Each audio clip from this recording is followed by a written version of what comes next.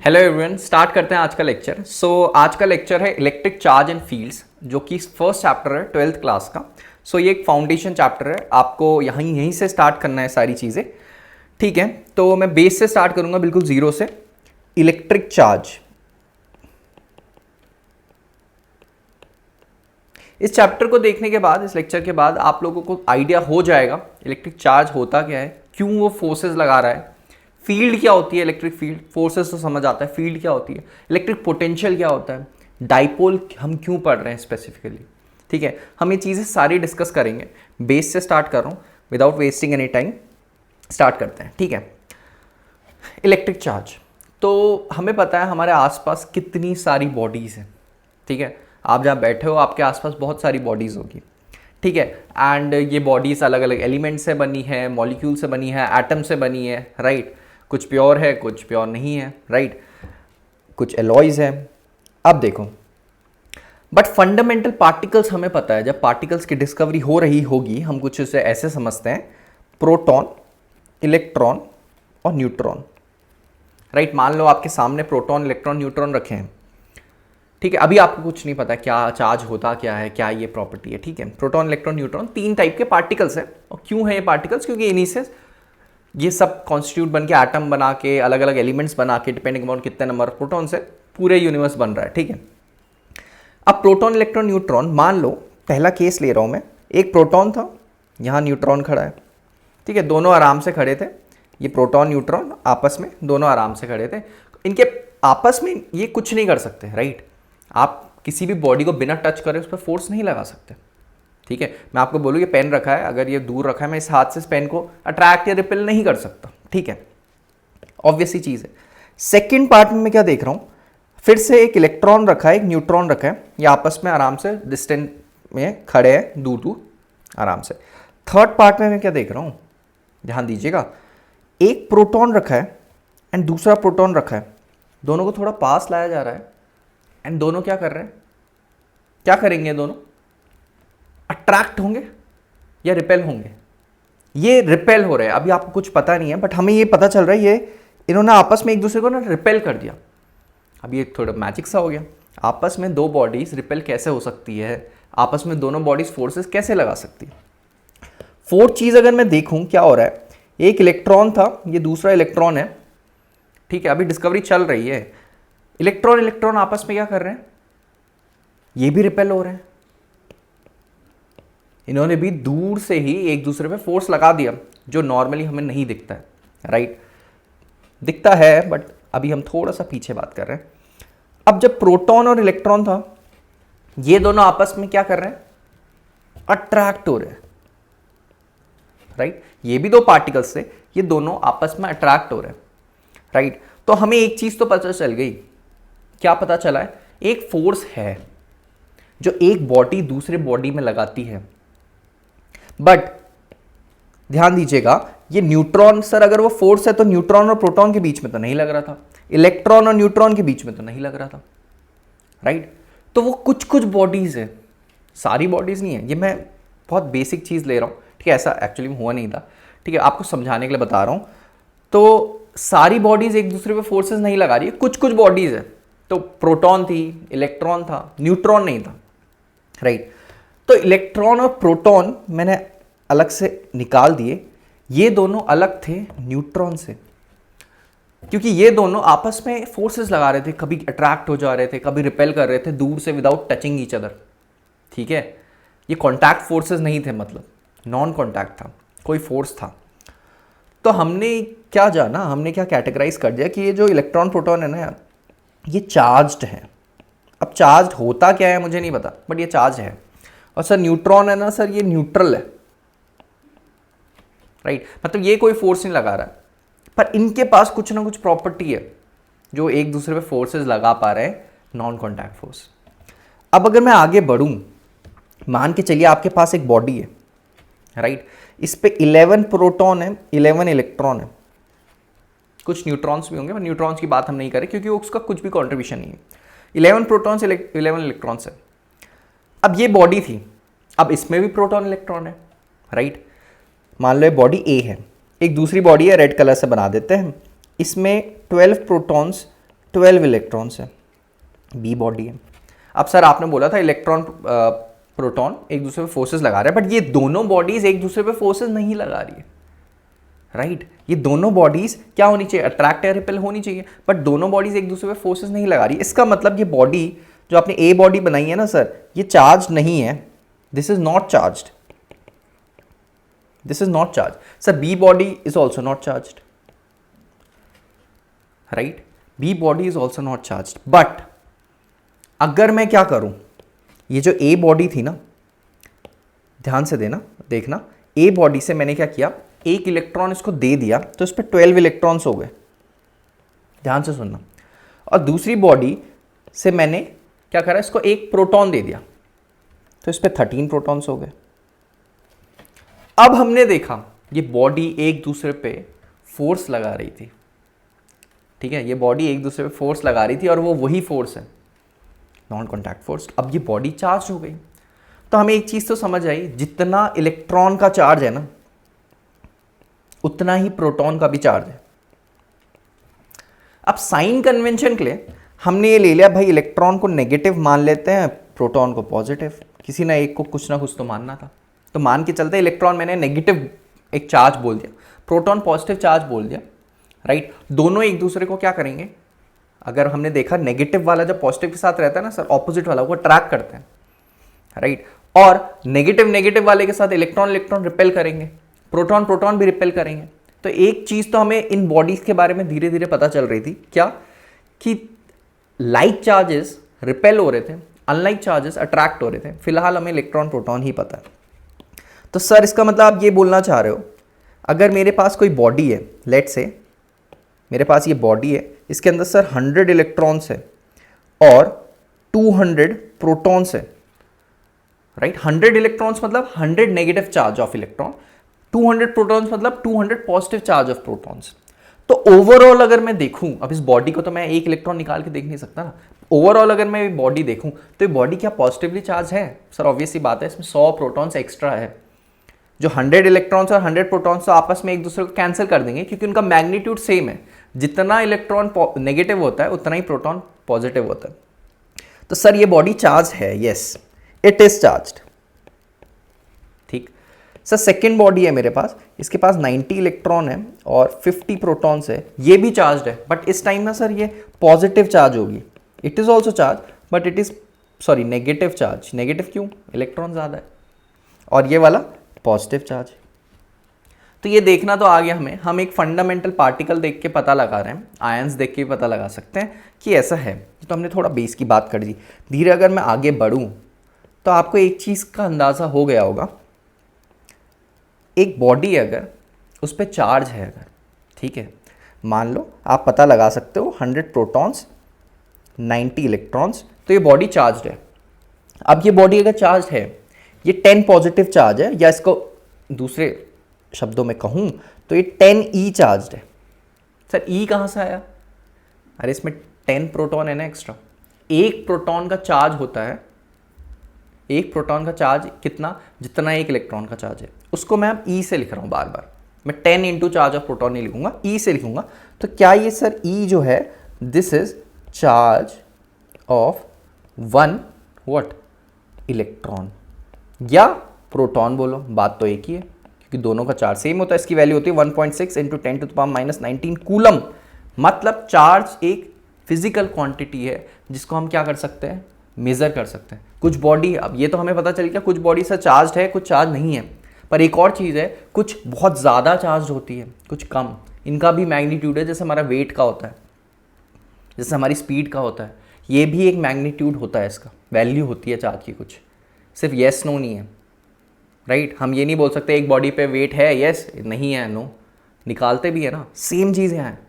एक body charge हो भी सकती है, नहीं भी हो सकती, वो आपको पता चल गया, डिपेंडिंग अपॉन उसके अंदर इक्वल अमाउंट ऑफ पॉजिटिव और नेगेटिव चार्ज है या नहीं, मतलब इलेक्ट्रॉन प्रोटॉन है या नहीं। और सर दो नेचर हो सकते हैं, एक नेगेटिव हो सकती है वो बॉडी, पॉजिटिव। कितनी नेगेटिव है कितनी पॉजिटिव वो मैं कैलकुलेट कर सकता हूँ, डिपेंडिंग अपॉन आप मुझे बता दो उसमें कितने इलेक्ट्रॉन एक्स्ट्रा है या कितने प्रोटॉन एक्स्ट्रा है, राइट। तो क्या आपको एक चीज़ पता चल रही है इससे कि Q जो है वो हमेशा E का मल्टीपल होगा, इंटीजर मल्टीपल। कौन सा मल्टीपल? Integer multiple. सर बात समझ नहीं आई। तो इसका सिंपल मतलब ये है कि कभी भी किसी बॉडी में ना 1.8 ई चार्ज नहीं हो सकता, क्योंकि आप 1.8 ई चार्ज कैसे हो सकता है उसमें? मान लो 1.8 ई चार्ज बॉडी एक, ये हो ही नहीं सकता कि आप एक इलेक्ट्रॉन उस पर क्या करोगे, दोगे उसको एक्स्ट्रा, फिर 0.8 इलेक्ट्रॉन कैसे दोगे? इलेक्ट्रॉन को तोड़ के दे नहीं सकता। तो हमेशा इंटीजर मल्टीपल में ही एक बॉडी चार्ज होगी। इसी को बोला जाता है कि चार्ज क्वांटाइज्ड है। Charge is what? Quantized. I hope आप ये बात समझ पा रहे होंगे। ठीक है, क्या है ये बात? अगर मान के चलो यहाँ पे 11 प्रोटॉन्स है, 6 इलेक्ट्रॉन्स है, ये बॉडी क्या 5 ही चार्ज नहीं है पॉजिटिव की? ये बॉडी 5 ही चार्ज है पॉजिटिव की। अब मैं 5.5 ई 5.6 ई में कभी नहीं होगा ये हमेशा इंटीजर मल्टीपल होगा ई का। यहाँ पे इंटीजर मल्टीपल से मल्टीप्लाई करा है ना मैंने 5 को। ये आप इसको ऐसे ही समझ सकते हैं कि पॉइंट में कभी नहीं हो सकता, इंटीजर ही होगा। वो क्यों होगा? क्यों आप इलेक्ट्रॉन प्रोटॉन के ब्रेक कैसे करोगे, राइट? तो जितने भी चार्ज बॉडी होगी, आज से याद रखेंगे हम, वो हमेशा 1.6 इंटू 10⁻⁻19 कूलम का मल्टीपल होगा, इंटू जितना भी उसमें प्रोटॉन एक्स्ट्रा होंगे 10, तो उसको 10 से मल्टीप्लाई करूंगा 10 ही। उसमें इलेक्ट्रॉन एक्स्ट्रा होंगे मान लो 15, तो 15 से मल्टीप्लाई करूंगा। इलेक्ट्रॉन एक्स्ट्रा हुए तो नेगेटिव चार्ज, प्रोटॉन एक्स्ट्रा हुए तो पॉजिटिव। ठीक है, तो एक चीज़ तो समझ आती है। सर अब अगर आपने मुझे बता दिया कि एक बॉडी पे कितने एक्स्ट्रा इलेक्ट्रॉन्स, ये याद रखना, ये मत कर देना कि एक बॉडी में सर 11 इलेक्ट्रॉन्स है और 9 प्रोटॉन्स है तो इसका चार्ज हो जाएगा 11e। 11e कैसे होगा इसका चार्ज? इसका चार्ज 2e होगा, क्योंकि 9 प्रोटॉन और 9 इलेक्ट्रॉन तो आपस में एक दूसरे को कैंसिल करेंगे। एक्स्ट्रा कितना चार्ज है? वो तो 2e है, वही ये बॉडी ओवरऑल शो करेगी। पहली चीज़ आपको ये ध्यान रखनी है। दूसरा, नेक्स्ट क्या सर, पता चल गया एक बॉडी चार्ज क्या होता है। सर चार्ज ना एक क्या था, एक फिजिकल क्वांटिटी निकल के आई एंड उसकी कुछ प्रॉपर्टी थी। पहली प्रॉपर्टी तो हम नोटिस कर पा रहे थे कि लाइक चार्जेस आपस में एक दूसरे को रिपेल कर रहे हैं, अनलाइक अट्रैक्ट कर रहे हैं। लाइक कौन से हैं, अनलाइक कौन से, सर उनका नेचर होता है। जो प्रोटॉन और इलेक्ट्रॉन से हम फिलहाल के लिए बता रहे हैं, ठीक है। एंड मैं बता सकता हूँ कौन सी बॉडी चार्ज है या नहीं, और ये भी बता सकता हूँ कौन सी बॉडी पॉजिटिव है नेगेटिव है, और ये भी बता सकता हूँ कि कितनी चार्ज है, डिपेंडिंग अपॉन आप मुझे कुछ इन्फॉर्मेशन दें। अब और एक और प्रॉपर्टी मुझे पता चली, चार्ज क्वांटाइज्ड है सर, ई के मल्टीपल में ही होगा। कोई बॉडी अगर 1.5 ई चार्ज है वो हो ही नहीं सकती, या 2.8 चार्ज है ये हो ही नहीं सकती, 2.8 ई नहीं हो सकता, हमेशा इंटीजर मल्टीपल होगा। जितना आप एक एक इलेक्ट्रॉन निकालते जाओगे या डालते जाओगे उतना एक्स्ट्रा चार्ज आएगा। तो सर दो बॉडीज है, ए ये बी। अब मैं डायरेक्टली आपको बताऊंगा, एक तो कैलकुलेट वाला हो गया, अब मैं डायरेक्टली बोलूंगा इसका चार्ज है Q इक्वल्स टू मान के चलो 2 कूलम। कूलम यूनिट होती है, एक इलेक्ट्रॉन का 1.6 इंटू 10⁻⁻19 कूलम। बाकी उसमें जितने इलेक्ट्रॉन्स एक्स्ट्रा होंगे उससे आप मल्टीप्लाई कर देंगे। तो इस बॉडी QA का चार्ज है इतना, सर QB का चार्ज है -5 कूलम। ये कितना भी हो सकता है, मैंने लिया है ये कूलम चार्ज, बहुत बड़ा चार्ज है, ठीक है। अब एक तो होगी पॉजिटिव बॉडी, सर पॉजिटिव है ना तो इसमें प्रोटॉन्स एक्स्ट्रा रहे होंगे या इलेक्ट्रॉन्स कम रहे होंगे, बात तो एक ही है। सर बी नेगेटिव है ना तो इसमें या फिर इलेक्ट्रॉन एक्स्ट्रा रहे होंगे या प्रोटॉन कम रहे होंगे, दोनों बात एक है। तो ये चार्ज आपको उसने बता दिया। अब सवाल ये आता है, हम एक स्टेप आगे बढ़ रहे हैं, थोड़ा मैंने बेस बताया, अब एक स्टेप आगे बढ़ रहे हैं हल्के से, क्या कि ए और बी बॉडी है सर, ये दोनों चार्ज है, यस। अगर ये चार्ज है सर, ये एक दूसरे पे फोर्सेस लगाएगी, ये तो गारंटीड है क्योंकि वहीं से तो हम यहाँ पहुँचे हैं। अब ये फोर्स लगाएगी तो ये अट्रैक्ट हो गए, रिपेल, चार्ज की प्रॉपर्टी। सर ये अनलाइक चार्जेस है, एक पॉजिटिव एक नेगेटिव, और अनलाइक तो हमेशा अट्रैक्ट होता है, ठीक है। तो सर ये ए भी इसकी तरफ अट्रैक्ट होगा, बी भी इसकी तरफ अट्रैक्ट होगा, मतलब ये दोनों एक दूसरे पे फोर्स लगाएंगे। उसी फोर्स को बोला जाता है इलेक्ट्रो, ध्यान से सुनना, static force. Why electrostatic? Why electrostatic force? ये बॉडीज जो थी ना दोनों, ये अभी रेस्ट पे थी, राइट? सुनना मेरी बात, ये बॉडीज दोनों रेस्ट पे थी, तभी इसका नाम स्टैटिक है। इलेक्ट्रो तो मतलब ये चार्ज है, स्टैटिक क्यों? क्योंकि दोनों बॉडी रेस्ट पे थी। अचानक से आपने क्या किया, ये दोनों बॉडीज दोनों चार्ज निकली, एक पॉजिटिव नेगेटिव, आपस में दोनों ने एक दूसरे को अट्रैक्ट किया तो फोर्स लगा, मतलब उसी फोर्स को तो इलेक्ट्रोस्टैटिक या फोर्स बोलते हैं। या कौन सा force? Coulomb force. Coulomb force, sir दोनों फोर्सेस एक ही है, इलेक्ट्रोस्टैटिक फोर्स और कूलम फोर्स। अब पूरा गेम यहीं से स्टार्ट है कि ये कूलम फोर्स कितना होगा, 10 न्यूटन होगा, 20 न्यूटन होगा, 30 होगा, 40 होगा, कितना होगा, उसको निकालने का कुछ तो होगा तरीका, राइट। तो अगर आप ध्यान दोगे, कभी भी कोई फॉर्मूला डिराइव होता है, ठीक है, इतना हमें पता चल गया कूलम फोर्स से, कभी कोई फॉर्मूला डिराइव होता है वो कुछ इस तरीके से डिराइव होता है। पहले हम प्रोपोर्शनैलिटी निकालते हैं कि किस किस चीज़ों में डिपेंड होगा। तो आप मान के चलिए वो जो फोर्स है ना किसी भी दो बॉडी पे, पहले तो उस चीज़ पे डिपेंड होगा सर कि दोनों का चार्जेस कितना है। आपने एक चीज़ बताई थी, चार्ज किसी में बहुत ज़्यादा होता है, किसी में बहुत कम। तो ऑब्वियसली जिस पे ज़्यादा चार्ज होगा, उसमें ज़्यादा चार्ज होगा तो वो ज़्यादा फोर्स लगाएगी, ठीक, पहली चीज़। तो सर ये डायरेक्टली प्रोपोर्शनल होगा Q1 और Q2 के भी तो होगा, दोनों के डायरेक्टली प्रोपोर्शनल होगा ना, राइट। ये भी तो डिपेंड करेगा दूसरी बॉडी कितनी चार्ज है, ठीक है। और दो बॉडी Q1 Q2 क्यों है सर, यहाँ Q1 क्यों नहीं है? अरे दो बॉडी के बीच में लगेगा हमेशा फोर्स, ठीक है। अब वो चार्ज बॉडी अकेले तो अपने आप को फोर्स नहीं लगाएगी ना, ठीक है। दूसरी चीज़ जो हर एक नॉन कॉन्टैक्ट फोर्स पे लगती है, क्या कि अगर आप सर डिस्टेंस बढ़ा दोगे तो फोर्स वीक हो जाएगा।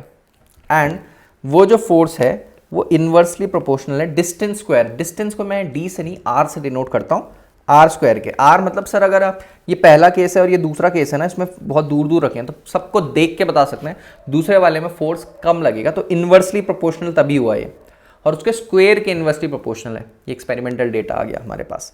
अब जब मैं इसको कंबाइन करता हूँ, F is directly proportional to Q1 Q2 upon r square, तो ये फॉर्मूला आ गया। बट सर इक्वल टू बनाने के लिए ना, किसी भी फॉर्मूला को प्रोपोर्शनलिटी साइन हटाने के लिए मैंने लो इक्वल टू तो लगा दिया, बट उसके अलावा आपको एक कांस्टेंट लगाना पड़ता है K, Q1 Q2 upon r square.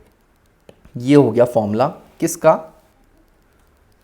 वो फोर्स। ये क्या निकाला है मैंने, दो चार्ज बॉडी थी, वो एक को रिपेल और अट्रैक्ट करेगी, पर कितना फोर्स वो ये कैलकुलेट करा है। जहाँ Q1 Q2 क्या है, Q1 Q2 तो उनका मैग्नीट्यूड है सर, कि एक मान लो 5 कूलम है, एक 10 कूलम, उनका मैग्नीट्यूड। यहाँ आपको माइनस प्लस कुछ नहीं डालना है फिलहाल के लिए, ठीक है।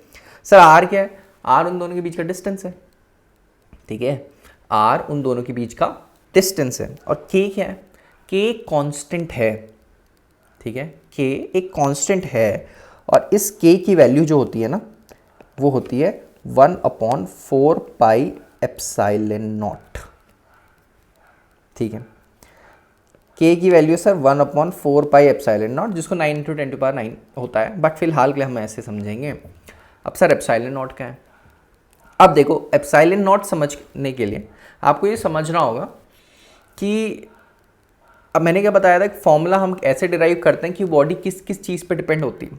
तो पहली चीज़ तो ये हो गई चार्जेस जो यहाँ पे आ गए सर देखो दोनों चार्जेस आ गए, दोनों चार्जेस पे डिपेंड है सर। डिस्टेंस दोनों में डिपेंड है, उस पर भी तो डिपेंड करेगा कि वो किस मीडियम में रखा है, एयर में है, वैक्यूम में, वाटर में, कहाँ है, डाइलेक्ट्रिक में, ठीक है।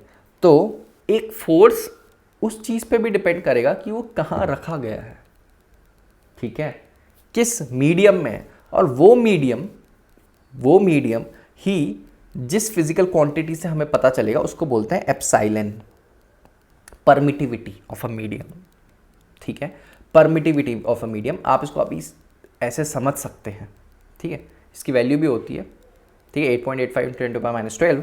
बट आप फिलहाल के लिए अभी इसको ऐसे समझेंगे, ये सारी वैल्यूज आपको मिल जाएगी बुक में, आपको समझना क्या है आप वो समझिए पहले। तो मीडियम पे भी डिपेंड होगी, उस मीडियम को इंट्रोड्यूस करने के लिए हमने एप्सिलॉन यहाँ पे प्रोड्यूस किया। अब नेक्स्ट इंपॉर्टेंट चीज़ क्या है सर, हमें काफ़ी चीज़ें क्लियर हो गई है, एक ये बॉडी है, एक दूसरी ये बॉडी है, एक ये बॉडी है ए, एक ये बॉडी है बी। सर अगर ये दोनों बॉडी चार्ज है ना, ये एक दूसरे पे फोर्सेस लगाएंगे, और सर वो रिपेल करेंगे अट्रैक्ट, ये भी मैं आपको बता सकता हूँ, डिपेंड करो, आप ये बता दो बस इन दोनों का नेचर क्या है, पॉजिटिव है या नेगेटिव है, ठीक। तो अगर ये दोनों पॉजिटिव है, ये भी पॉजिटिव है, ये भी पॉजिटिव है, सर लाइक चार्जेस रिपेल करते हैं, रिपेल करेंगे, तो ए बी पे फोर्स लगाएगा, बी भी ए पे फोर्स लगाएगा। अब जो रिपल्शन होता है वो कहाँ होगा सर मान लो ये ए है, ये इस पे फोर्स लगाएगा, तो इसके बाद जो बी है वो इससे ऊपर चले जाएगा, नीचे जाएगा, ऊपर जाएगा, लेफ्ट जाएगा, कहाँ जाएगा, ये भी तो आपको डायरेक्शन भी बताना पड़ेगा। फोर्स तो एक वेक्टर क्वांटिटी है ना, तो जो इसका डायरेक्शन होगा, राइट, बी बॉडी का, जो डायरेक्शन होगा कि कहाँ किस डायरेक्शन में फोर्स लगेगा, that is the line joining the two bodies, straight line. ये जो स्ट्रेट लाइन खींची है ना मैंने इन दो बॉडीज के बीच, इनके सेंटर से जो मैंने खींची है, सेंटर से, क्योंकि हम पॉइंट, एक और चीज़ मैं बता दूं, हाँ अभी पॉइंट ऑब्जेक्ट्स की बात कर रहे हैं फोर्सेस के लिए, ठीक है। तो ये यहाँ लगेगा इस पर फोर्स। सर बी भी तो लगाएगा ए पे, हाँ तो लगाओ ना, ये इसको यहाँ लगाएगा। क्या सर दोनों एक दूसरे पे सेम फोर्स लगाएंगे? हाँ, एक ही फॉर्मूला तो है। ये जो फॉर्मूला हमने निकाला है, इससे जो वैल्यू आएगी, मान लो 10 न्यूटन आई, तो बी भी ए पे 10 न्यूटन लगाएगा, ए भी बी पे 10 न्यूटन लगाएगा। और अगर आप गौर कर पा रहे होंगे ना, दोनों फोर्सेस का डायरेक्शन ऑपोजिट है, एक बिल्कुल राइट है, एक बिल्कुल लेफ्ट है, एक पॉजिटिव डायरेक्शन है, एक नेगेटिव डायरेक्शन है। सर आपने राइट लेफ्ट को पॉजिटिव नेगेटिव क्यों बोला? क्योंकि वेक्टर क्वांटिटी है फोर्स, मैं किसी भी डायरेक्शन को पॉजिटिव नेगेटिव ले सकता हूँ, ऊपर को पॉजिटिव, नीचे को नेगेटिव, राइट को पॉजिटिव, लेफ्ट को नेगेटिव। एक्सिस ये आप इमेजिन करके आप कहीं भी डाल सकते हो एक्सिस। एक चीज़ आपको ये ध्यान रखनी, कंफ्यूज नहीं होना है इसमें। कभी कोई भी बोल देता है ये पॉजिटिव डायरेक्शन में लग रहा है, नेगेटिव, ये मैंने डिसाइड किया खुद से कि मुझे अपनी कैलकुलेशन कर रही है, उस हिसाब से मैंने डिसाइड करा।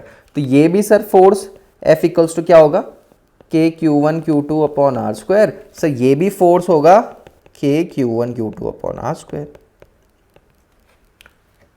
राइट। और सर ये एक कौन सी क्वांटिटी है? वेक्टर क्वांटिटी है। तो उसके साथ ये तो आपने मैग्नीट्यूड बता दिया, इसका डायरेक्शन हम लिखेंगे कैसे? अब वहाँ तो एग्जामिनर को बोल नहीं सकते राइट पे लग रहा है, लेफ्ट पे लग रहा है। तो आप क्या करोगे, ध्यान देना, अगर किसी भी दो पॉइंट का आपको डायरेक्शन जानना है, दो पॉइंट के बीच में जो लाइन है उसकी डायरेक्शन जाननी है, वही तो जाननी है हमें यहाँ पे। तो इसका डायरेक्शन क्या होगा सर? इसका डायरेक्शन होगा ए वेक्टर, सॉरी ए पॉइंट और बी पॉइंट के बीच में हमें वेक्टर डालना है। तो ए बी वेक्टर क्या होगा, ढंग से सुनना, ए बी वेक्टर क्या होगा, मान लो आर है तो इसको आर वेक्टर बोल दूंगा मैं। अब सर वेक्टर कैसे निकालते हैं उसको, आपको वेक्टर एंड स्केलर वाली मेरी वीडियो देख सकते हैं आप, उसमें मैंने अच्छे से एक्सप्लेन करा है। और निकालना कैसे है कोई वेक्टर, बी के जितने कोऑर्डिनेट्स हैं उसको ए से माइनस करना है, राइट। बी के जो कोऑर्डिनेट्स हैं इंडिपेंडेंट कोऑर्डिनेट्स, उनको आपको ए से माइनस करना है, आपके पास एक वेक्टर आएगा, वही ये वेक्टर होगा। बट आपको वेक्टर जो है उसकी डायरेक्शन चाहिए बस, तो डायरेक्शन के लिए हम आर कैप यूज़ करेंगे, ना कि आर वेक्टर। थोड़ा सा अगर कंफ्यूजिंग लग रहा है तो रिलैक्स करो, कंफ्यूजिंग होगा, ठीक है, बट हम धीरे धीरे इनको समझेंगे। क्या बोला मैंने, एक बार रिपीट कर देता हूँ। सर मैग्नीट्यूड तक तो क्लियर है सबको कि फोर्स लगेगा, इतना लगेगा सर, आपने बता दिया है, के की वैल्यू पे हम देख लेंगे Q1 Q2 और आर स्क्वायर, ठीक है। बट सर डायरेक्शन वो अगर पूछ लेगा किस डायरेक्शन में लग रहा है, तो आप क्या करोगे, पहले वेक्टर निकालोगे। सर वेक्टर होगा जो ए से लेके बी तक का आपको जो वेक्टर है उसी डायरेक्शन का वेक्टर होगा। तो आप पहले ए बी वेक्टर निकालो। आई होप मैं एज्यूम करके चल रहा हूँ आपको किसी भी दो पॉइंट्स के बीच का वेक्टर निकालना आ रहा है। नहीं आ रहा है तो ये देखो ऐसे निकालते हैं। ए मान लो रखा है 1 1 1 में, ठीक है, बी रखा है मान लो 2 3 2 पे, तो इसके बीच का वेक्टर होता है 2 - 1 कितना आया, 1 आई कैप, प्लस 3 - 1 कितना आया, 2 जे कैप, प्लस 2 - 1 फिर से 1 के कैप। ये वो वेक्टर आ गया जिसकी डायरेक्शन में वो फोर्स लगेगा। समझ आया पहली चीज़। तो ये तो डायरेक्शन की बात कर रहा हूँ, बट मैं सर इस वेक्टर के पास कुछ मैग्नीट्यूड भी होगा और मुझे तो सिर्फ डायरेक्शन चाहिए, मुझे मैग्नीट्यूड से कोई मतलब नहीं है। तो आप इसका कैप निकाल दो। कैप मतलब होता है ये वेक्टर अपॉन इसका मैग्नीट्यूड। आई होप मैग्नीट्यूड भी सबको निकालना आता होगा। इसका मैग्नीट्यूड हो जाएगा अंडर रूट सारे कंपोनेंट का स्क्वायर, मतलब अंडर रूट 1 का स्क्वायर 2 का स्क्वायर प्लस 1 का स्क्वायर। इससे आपको इसको डिवाइड करना है, आपका आर वेक्टर, आर कैप आ जाएगा, जिसको यूनिट वेक्टर बोलेंगे हम। यूनिट क्यों? क्योंकि इसका मैग्नीट्यूड 1 है। इसका आपको हल्का सा वेक्टर आना चाहिए, बट मैंने फिर भी आपको इसमें थोड़ा सा आइडिया दे दिया, राइट। अब तो ये था कूलम्बिक फोर्स।